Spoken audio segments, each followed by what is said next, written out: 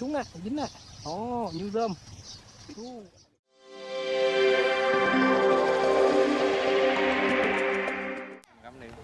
Đây rồi. Đây.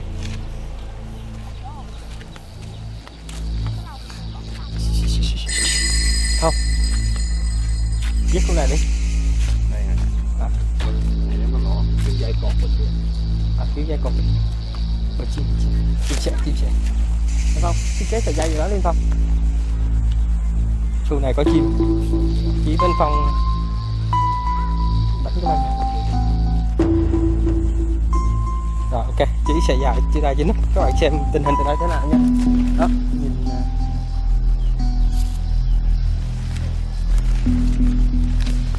đang đánh buổi chiều, đang đánh loại keo mới. Keo này chỉ làm cho mấy bác đánh vừa phóng xanh vừa thịt các bạn, nó dính dài không rớt ha. Đó, đánh cái bay này các bạn xem nha. Đây coi chỉ bên phong đây. Đó, quay lại.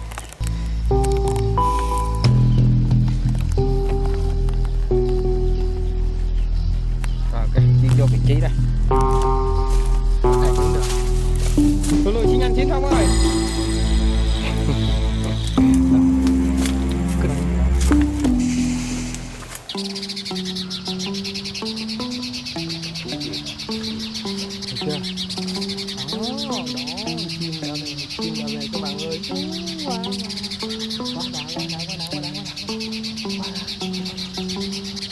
Xem chim dính nha, cái đầu nha, xuống nè, dính nè, như rơm,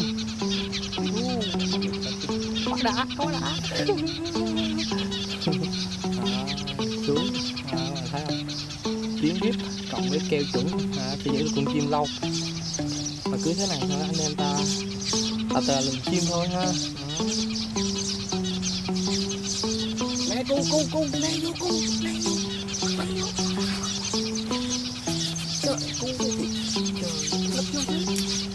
Lấp chưa con? Ăn hả chú?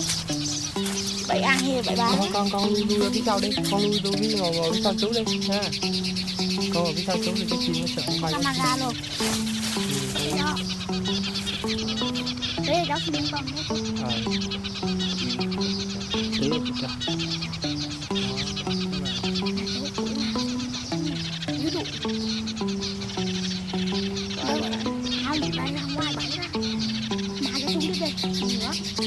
Sao con biết bẫy chim mà con ra hay à? Trong ngày kiếm thì cũng biết. Trộn một lớp kiếm mới. Camera chứ. Không đúng không? Ở sau có con đứng ở sau. Đó, dính tiếp. Để mấy con được nướng. Ghê vậy? Thích nướng à? Lo chơi ngay vị trí đó nó động ngay đó không thôi, nhưng mà phải bắt buộc phải chơi đó thôi. Có một con nhẹ đứng ở sau này. Đúng chứ? Nó bay vậy. Đúng rồi, nó động ngay cây đó. 3 con luôn. Tại vì cái thế này không có đút vào trụ điện được, không chia phía sau đó nó động ngay đó rồi. Không, vậy là có nhiều người giống này bữa nào nó đậu hay đậu cái bơ lắm. Dạ. Không biết à? Đậu cái bơ hoài luôn à.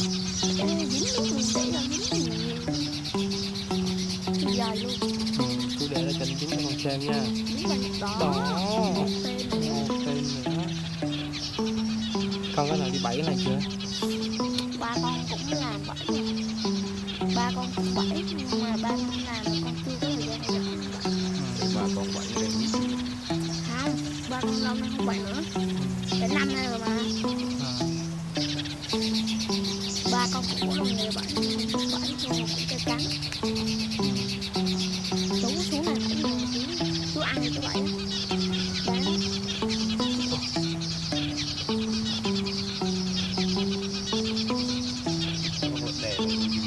Con chim mồi luôn mà. Để cắn chim mồi luôn. Đó, đang cắn kìa. Để đây chụp hồi nó cũng như thế à. Mà cái xuống này tiếp nhiều lắm. Đó, vô nè, vô luôn nè. Cái này phải mười mấy 20 con rồi nó. Con Dài luôn mà. Hùa con kiến động chứ con hùa con cắn này không? Đang cắn, vẫn đang cắn. Vẫn đang cắn mồi. Cái hùa mà chụp chân đã giờ dính đòn. Đó. Thấy chụp đầu về chỗ anh đi sau á, thấy trời cái con kia nó qua đuôi rồi. Anh này thành cắn cái con ghê rồi đó, đập máy sao á? Máy ra quá. Đập mồi nó cũng dính nè. Rồi dính một cây nữa rồi. Dính một cây nữa bay rồi. luôn. Rồi quỳ ra luôn. Một vài chút. Đó rồi, dính luôn rồi. Bà kia cắn với mồi á. Dính luôn. Rồi. Còn ba luôn. Đó. Để coi. Rồi bây giờ chỉ còn 3 con mà thôi. Rồi về thêm một con nữa. 6 nè. Còn 5 con. 1, 2, 3, 4, 5 con. Để xem mấy con gì nữa. Đó, đánh đã cho các bạn thấy khung cảnh đẹp không? Thêm Đó. còn cả tiếng chim ăn không? Mà hôm nay chụp hình đăng lên Facebook được á.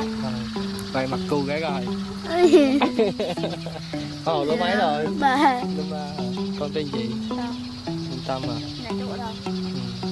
Nhà chú ở trên đây. Đó. Các bạn nhìn mây trời này. 7 về nhậu rồi.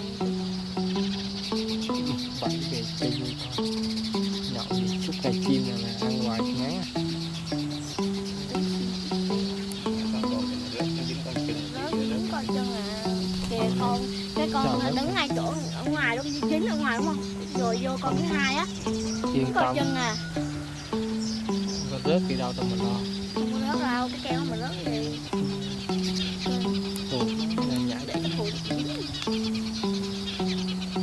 trôi tiếng này chúng ta không nói chuyện mình tới. rồi đúng lại Đó đúng không? đó nó dính chân rồi. Đó em đó rung. Wow. Con này Gì nó thế. Rồi lại 20 mấy con nữa rồi.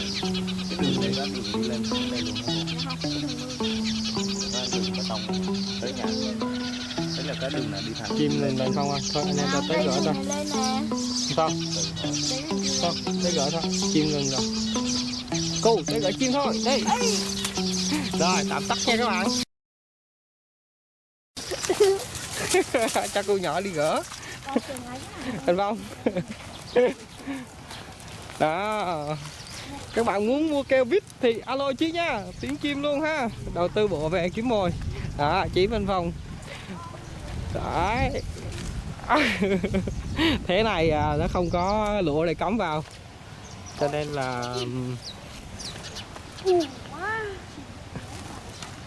như thế này. Kiếm cái bình lên. Nè con này cũng dính chân để cười. về. Mấy chân. Coi tưởng nặng không cô? Tôi lại quấy một con. Đã quá ha. Cầm ở đây Về được chim. tí chưa? Về. Cần để cho cô cũng cầm nữa anh Phong. Này cô cầm thử. Cầm coi nặng không? Não. Rồi đi ra ngồi kia gửi anh Phong. Nhà con ở đâu? À, Tôi biết ba con không, chứ không biết. không? À. Anh Phong, để ra đi. Đứng đây nè, mát nè. Đó. Để đứng lên. Nhận đứng. Cho anh cu nó cầm. À, cô cầm chim dùng anh Phong đi. Cầm như vậy đó, đó cho anh Phong gỡ. Anh Phong gỡ đi anh Phong. Lấy cái lồng này. À, lấy cái lông. Chim nha. Có cái bì anh, tao nói xin cái bì luôn đi. Xin về mấy con về chơi ăn nướng ăn. Chơi ăn. Ăn.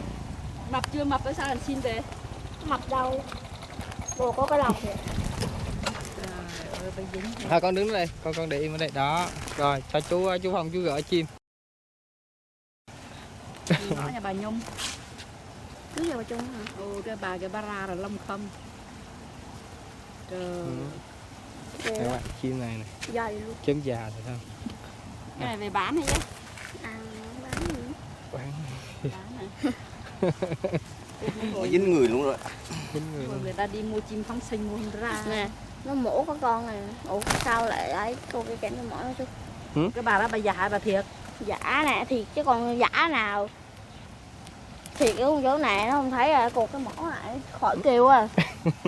Rồi nãy nhìn trong nhà cái tưởng con già chứ hóa ra con thiệt rồi. Giả thì giả rồi đây. Thiệt luôn với giả chứ. Thiệt luôn. Chết hay. Là đi chuẩn bị nha, con gửi chim đây, cho con gửi chim á. Không gỡ đâu. Không thích gỡ hả? Sao, sợ bay hả? Cái bà cái bay dính với cái cà mọc còn người nó tội dữ lắm. Đâu, đây đây. Không sao. Dính mà dính một cách sạch Chim này. sẽ. Từ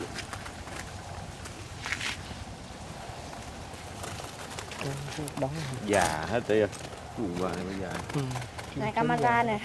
Rồi mấy bà kia là cái dính chờ ở trời nó Máu cái lè le luôn kìa. bà lột hết thịt bà ra.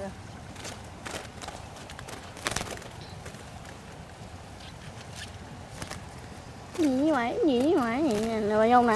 Nó đang bay không thấy rồi bà Nhung. Con giả nữa nhìn xa thì nó giả. Hồi xưa xóm nhà cô mấy thằng á, Bảy chim giả. nó đem thuốc cát á, đi gạo tấm á, nó vãi bên rẫy dân tộc đất đi bên kia, chỗ nó ăn nó lượm mấy ký về nó ăn mà mình sợ nó chết không, Trời. dục hết ruột hết đồ đi. Kìa, Thôi chơi tụi bay thuốc đừng thì có thật ăn, tụi chơi. bay chết xác tụi bay. Bắt đầu nó ngồi gốc cây á, con ngắt ngoái chưa chết nó lượm về, Ừ. moi ruột moi gan nó dục hết mà ăn thì sợ đưa một lũ đi cấp cứu không mà, cứ mà điều nó ăn nghe mà không sao, Dạ. 7 con. từ đó giờ sợ luôn.